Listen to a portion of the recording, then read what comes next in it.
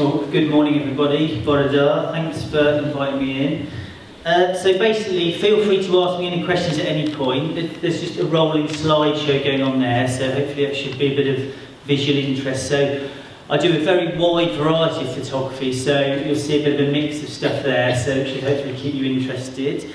To start with, I'll tell you a little bit about myself.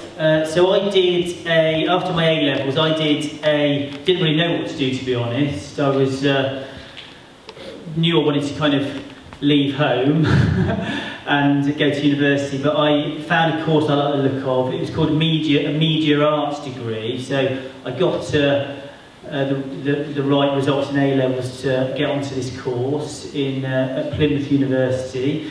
And it was a very, very open course, actually. So within it was basically, you could do photography, video, graphic design, and whichever kind of, it suited me perfectly because I wasn't quite sure what I wanted to do. So after the first year, you then had to kind of decide what you wanted to major in. And by that time, I'd worked out that I really enjoyed photography, and I had really good feedback from my lecturers, and they felt like that was my strongest thing and it was the thing I liked the most. So then the next 2 years I just did photography and then left with a degree at the end of that.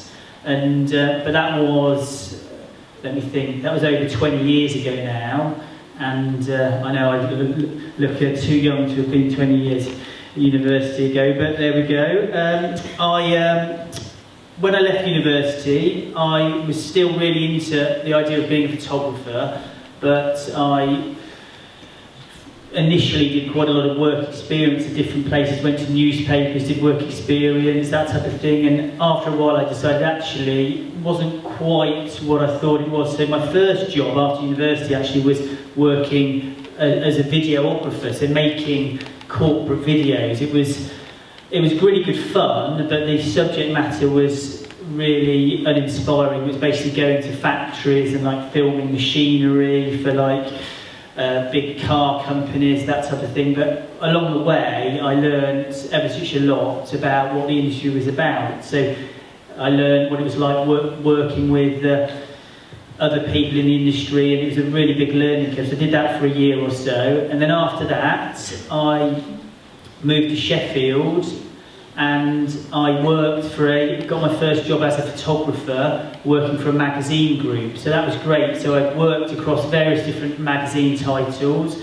So basically I did a lot of music photography, and I was really into music. So that was great. So working with a lot of bands, a lot of live music stuff, but also a lot of shoots with different bands and that sort of thing, which was really, I was very passionate about. But also with that, I did a lot of different types of photography as well. So I did a lot of advertising photography. Every month, one of the magazines I worked on did a fashion shoot. So did a lot of fashion photography as well.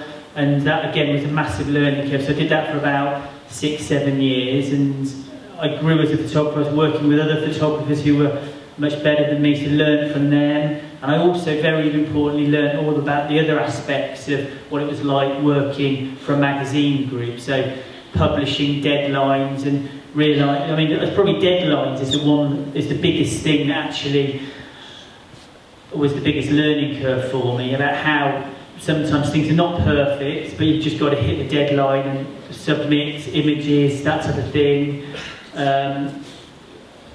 And make sure you hit that deadline, otherwise, you basically lose your job, because it might not have been the perfect images you were sending over, but at the end of the day, that was the nature of the industry. So anyway, so that was music, fashion, advertising, a lot of food and drink photography. Then I moved to Cardiff about 12 years ago, and then I went freelance. So who knows what freelance means?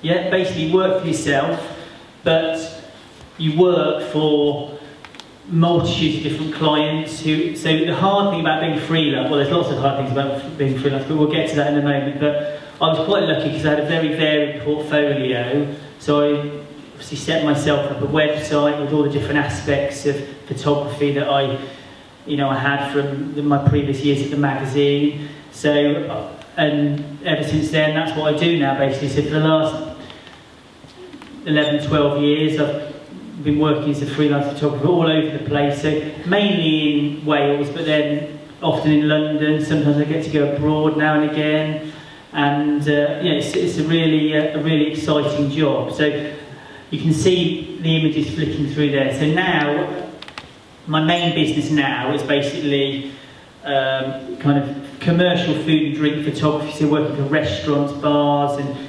photographing food and drink for their websites, menus, that type of thing. Also do quite a lot of conference work, so you might have seen, I don't know if you've seen, there's a nice picture of Theresa May in there, Prime Minister. So every year I cover a big conference with all the political parties. Still do quite a lot of music stuff. On Sunday I'm doing a photo shoot for a band, so that'll be good. So that's quite something I'm passionate about, so that's a bit more kind of interesting for me. So some of it is literally just to pay the bills, some of it is stuff I feel really passionate about, and that's the same in any job. Some of it you love, some of it you just got to do, basically. I also do quite a lot of weddings now, which is a really interesting part of the job. I mean, weddings, when I first went freelance, I started doing weddings kind of alongside my commercial work.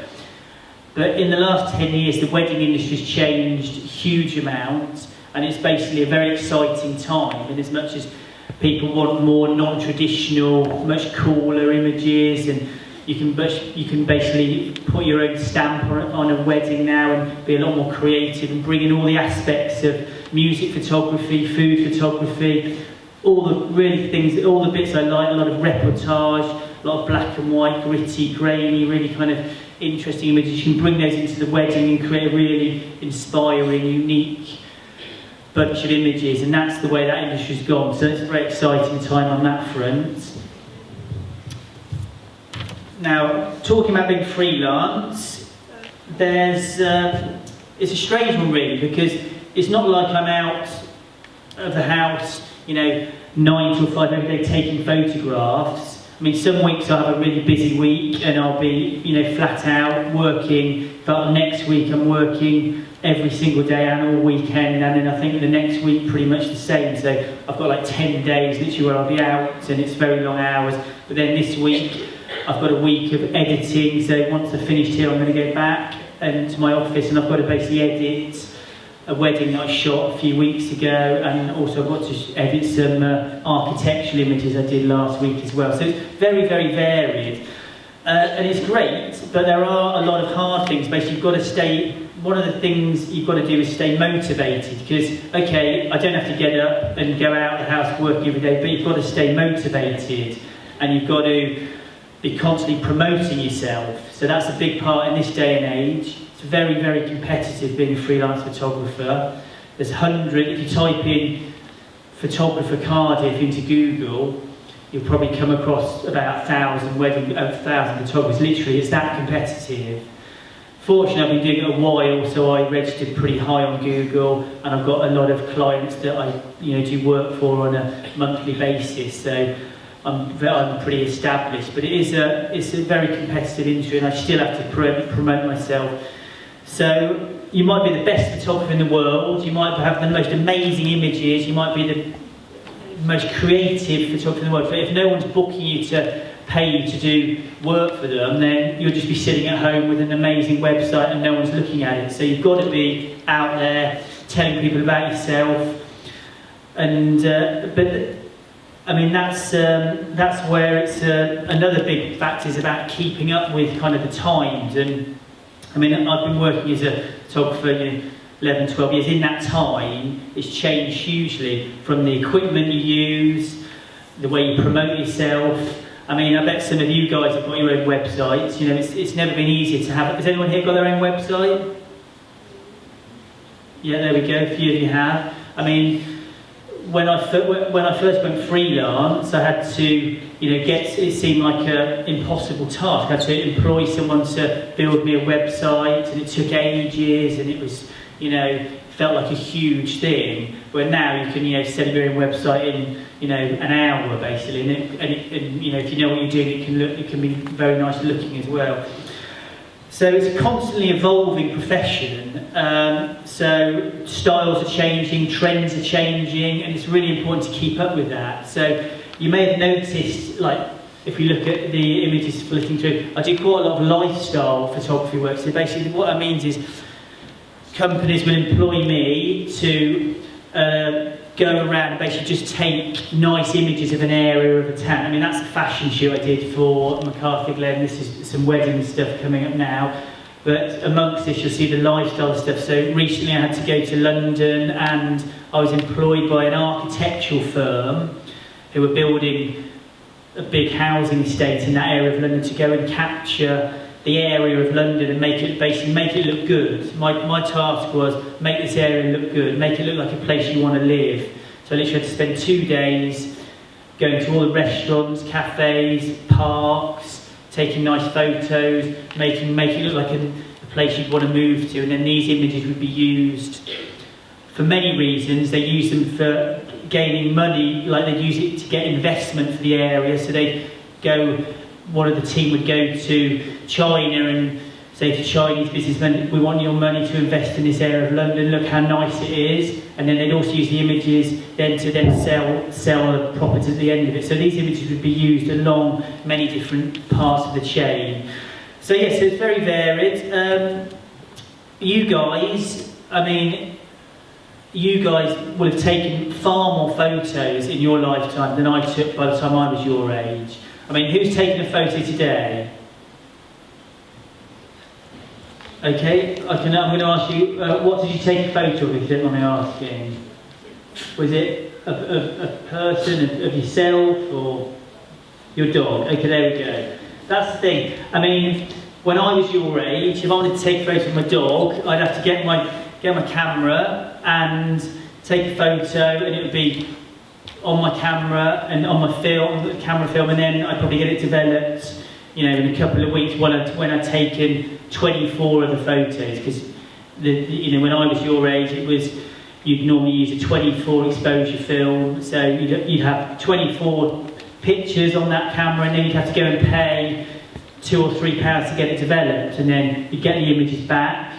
Sure, you'll probably remember this, I know I'm a bit older than you, and then you look through the images, there'd be prints, but most of them would probably be rubbish, and there'd be like 1 or 2 that looked quite good. So, but you guys, you're taking photos all the time, and what that means is, the more photos you take, the better you become as a photographer. You realise what looks good, what is aesthetically pleasing, what angles things look better at. So I guarantee all of you are far better photographers now than I was when I was probably 18, because you've just had so much more experience, and after a while your eyes know what looks good, and it's just an incredible time, really, because it's literally part of life. People are taking photos all the time, and people are capturing, you know, you go to the park with your mates, you'll be taking photos of each other, you go to your friend's birthday, you'll be taking photos of each other, you get some new shoes, you might take a photo of your new shoes, put on Instagram.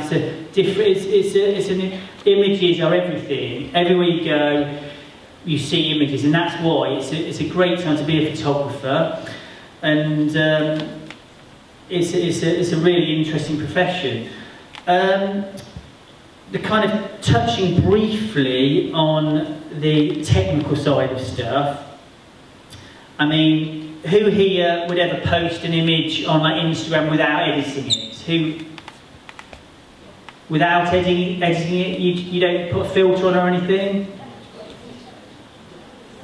See, these days, everything you see, more or less everything you see, has been tweaked. You know, you might put a nice filter on it, make it look warm and all kind of sun-kissed.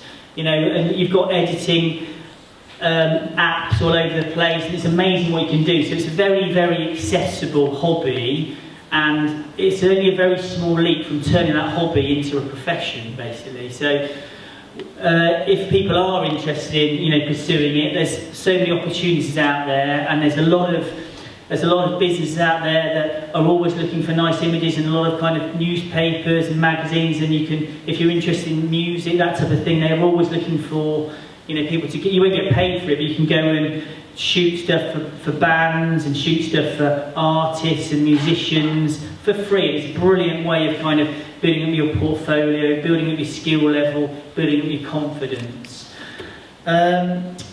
Is that how, do you want me to keep going, or? I mean, few questions. Yeah, of course.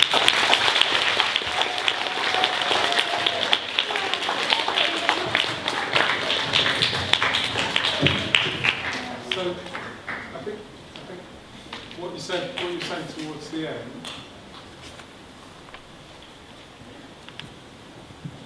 What you're saying towards the end about the way that photography's changed. There's some crazy stats, aren't there? Something like more photos were taken in the last 10 years than were ever taken on Earth before those previous 10 years. What was it that meant that you could take that step from being a graduate who'd got that qualification, who'd got your qualification in photography, to kind of actually being able to do it as a career? Like, at what point did you really realise that this could be what I do to pay the bills and as a career? Well, I think initially I loved the freedom of. It was basically more. It was actually the appeal of working for myself rather than actually what I was doing. That was probably at the time more appealing to me. So I thought about when I left the magazine group I was working for. I actually had a lot of different ideas that I wanted to do. I knew I wanted to work for myself and be my own boss.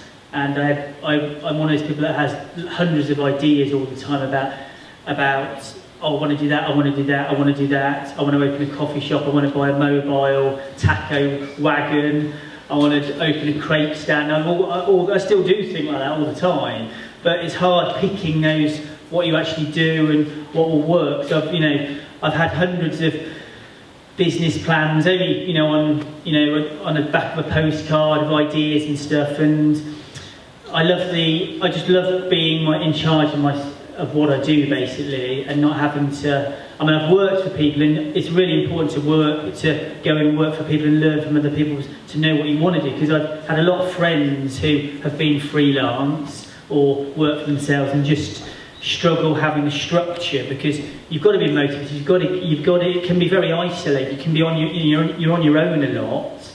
So, and I'd say I am a people person, so that's the one part I do struggle with. I need to see people and have people in my working life, and some days I do crave just to go to an office at 9 AM, sit in front of a computer and, have a bit of office chat, office banter, and which I do enjoy that, from previous jobs where I've worked with, in an office environment. But overall, the freedom it allows me, and I'm going to Italy in September to photograph. I'm photographing a wedding, and then once I finish the wedding, I'm doing some photos for a guy who owns a promotional shoot for a guy who owns a speedboat company, and we've got to go from the Italian coast to an island and do like a big shoot on that. So stuff like that, it's really exciting and it's glamorous. It's not all like that, like I said, you've probably seen some very uninspiring images of machinery on there as well. I did a recent shoot for Welsh Power, a power company, so I had to go around these power stations basically photographing that, which is basically a bit boring, but you can input your creativity onto that still, make it exciting. And the guy I was working with on the day was really nice. So it's very varied, which is, and to answer your question, it was more about working for myself than the actual photography, to be honest, at the time. Any questions from you guys? Yes? Does photography pay a lot? There's a lot of questions about money this morning. It can do. It's like, do you know what? I know a lot of photographers, and the ones that have earned the most money are not particularly good photographers, but they're amazing business people. And there's one guy I know who lives in Barry who is a multi-millionaire, and I'd say his images are very, very average, but he's just a superb marketeer and business person. And that's the same in any kind of industry. Yeah? Well, I've got various cameras. I use Nikon cameras, and that's just because my first camera I had was Nikon, and then you tend to kind of buy a new lens and then buy a new camera body, and once you've kind of started using either Nikon or Canon or Fuji or Sony, you kind of tend to stick with that system. But they're all once you get to a certain level, they're all fantastic pieces of kit. And I was shooting stuff you know, 15 years ago, and it was, you know, the quality was probably a lot inferior to what you've got on the phone in your pocket. Do you know what I mean? It's although my main camera is, you know, top of the range Nikon camera, it's you know, you don't need to have a very, very good camera at all to create amazing images.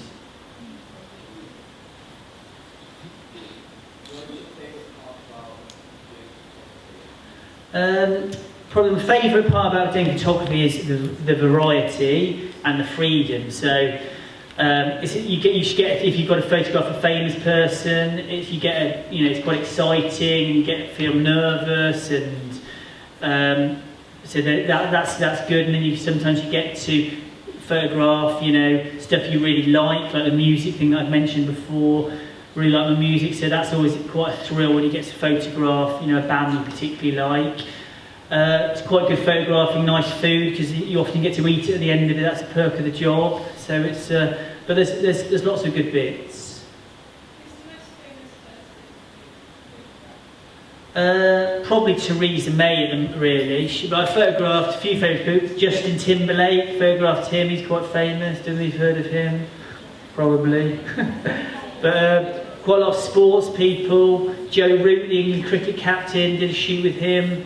So that was a few years ago, but he was in Cardiff, and at the time I was doing a lot of work for publishers, and so I went and met Joe Root at the Bay, and we just had half an hour and did a nice shoot around Cardiff Bay. That was for the cover of a magazine. So yeah, so that's always exciting. Have you won any awards in photography? I've won a couple of awards, not recently because I haven't really entered any awards of late, and you've got to enter them, but I've won a couple of wedding photography awards a few years ago, and then I won a portrait photography award about 5 years ago for a portrait of a little boy that I did, and that got picked up by a local. It was like a charity actually, and I had to go to like a big event in London and got an award, so that was quite exciting. Yeah, you guys? Say that again, sorry? How much pictures? Well, on an average wedding, I'd probably take about 3,000 pictures on an average wedding. But obviously you don't give all those to the bride and groom. You have to, you know, because of the nature of digital photography, obviously you can delete them, so it's not costing you loads of money. Where when you used to shoot a wedding on film, it would actually be very costly.